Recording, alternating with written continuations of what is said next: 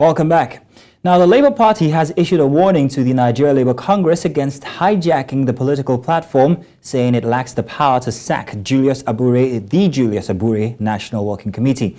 A statement signed by its National Publicity Secretary, Obiora Ifoh, Labour Party described the stakeholders meeting as an illegal assembly of a handful of aggrieved former members of the party and some social media tigers who are not card-carrying members of LP.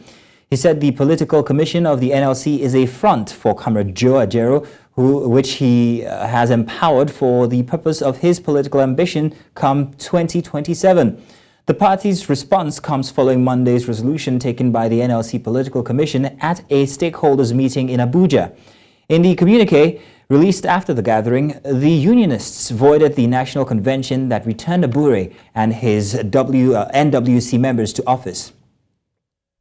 Now, to discuss this, I am joined by a political analyst, Nelson Ekujumi. Mr. Nelson, good afternoon. Good to have you here. Good afternoon, and Ramadan Mubarak to our Muslim brothers and sisters. Thank you very much, sir.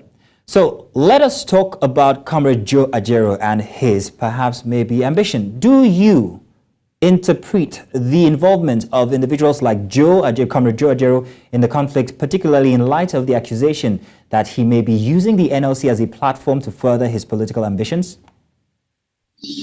Well, that allegation, is pregnant with a lot of meanings.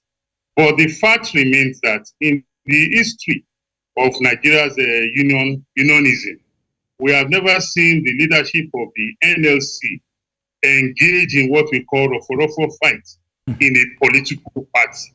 This is the first time in our political history. This is the first time in our democratic journey that we are witnessing such. And for a lot of us, we are shocked that Mr. Joe Ajaero cannot even wait to distinguish between being a politician as well as being the number one labor union leader in Nigeria. And it's rather unfortunate the road in which Mr. Joe Ajaero and his cohorts are traveling. And if you ask me, it is totally despicable that Mr. Ajaero can want to assume, and his NLC leadership can want to assume powers that they don't have under the Constitution of the Federal Republic of Nigeria. Because you and I know very well that a political party must have fulfilled some conditions, a political organization must have fulfilled some conditions before it is registered as a political party. And there are processes and procedures for taking actions within a political party. So any group of people cannot just wake up one morning and say you are sacking, the leadership of a political party. That is the greatest absurdity. And it's an insult on the integrity of Nigeria.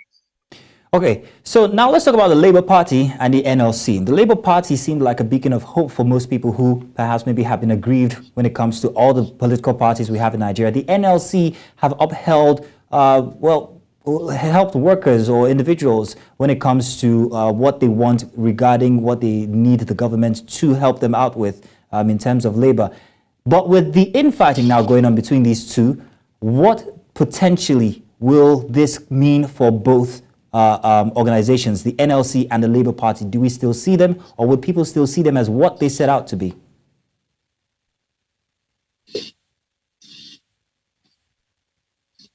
Mr. Nelson, are you there?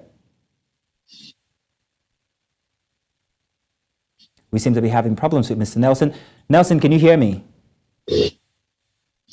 Well, first and foremost, anybody who says he's joining the Labour Party because it's I'm here, I'm listening to you and I'm replying you. Can you hear me? Hello, can you hear me? Yes, I can. Hello? Go ahead. Hello? I think we have a bit of a delay. Hello? Go ahead. Okay, any person who has joined the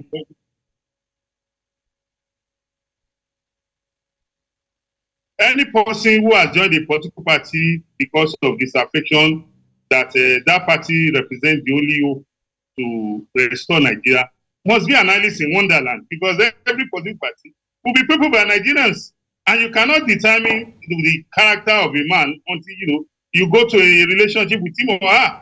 So those who belong to the Labour Party, it's unfortunate what the NLC is trying to turn the party into. It's just like a man who has given birth to a girl or a boy, and your son or your daughter has come of age, and he or she has entered into the contract of marriage. And because of some, disagreements in the home of maybe your daughter and her husband, or your son and his wife, you now go in there and say, this marriage, I'm the owner of my son, so my son should return home. You and I should know very well that there's a contract, and under the law, you don't have the powers to dissolve a marriage. It is only the court that can dissolve a marriage in Nigeria, or either of the parties, voluntarily. So the Labour Party, the NLC, with what it is embarking on, like you and I know very well, it is outside the provisions of the law. It's an exercise in futility because it is an illegality. No, the Labour Party is never and will never be a department or an organ of the Nigerian Labour Congress. The Labour Party is a political party. If the NLC has that strength, it should be able to galvanize the National Working Committee of that party or other organs of the party to do the needful within the party. But using the umbrella of the Nigerian Labour Congress to attempt, to undermine our democracy like the NLC is presently doing, is something everybody must come out and condemn. If you belong to the party or you are the founder of the party, you must recognize that we are a country governed by laws. And in being governed by laws, it means that there are processes and procedures for doing things. And within the party, there are processes and procedures for taking, party action. You can't just say because you belong to the party or because you are the founding member, then you feel the party has now become NLC, Labour Party, PLC. Absolutely not. That is not the registration the party has under the Constitution of Nigeria.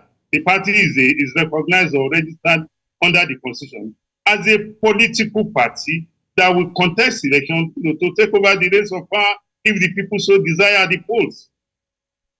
Okay, now let's talk about the allegations of corruption and forgery. To what extent do you believe the allegations and the fraud cases leveled against the Labour Party leadership do you think it will influence the dynamic of the dispute? And how should they be addressed?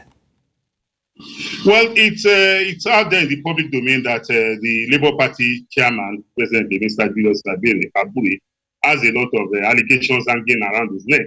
But I can tell you for free, as a social scientist, the persons are making these allegations, they all know that we're a country governed by laws. They are the anti-corruption agencies in the Federal Republic of Nigeria.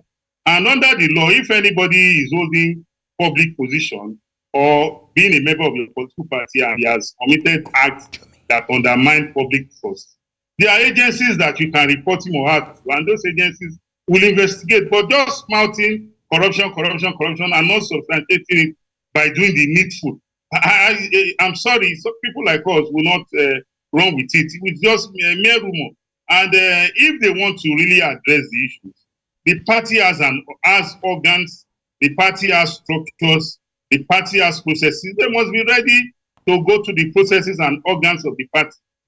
Abure is not the first chairman of the Labour Party, and it won't be the last. The party will definitely outlive Abure. So no matter how angry, no matter how desperate you are when an issue occurs, it behoves on anybody to admonish that we must play by the rules, and if the rules are the laws governing the relationship, the engagements in the Labour Party with regards to disciplinary or whatever activities officers of the party might have committed. After all, the officers of the party, including the chairman that we are talking about, didn't get into office on his own. He didn't make himself the party chairman. He was either appointed by the party NWC or elected, by party delegates. So you should go back to this legal routes to do the needful within the party.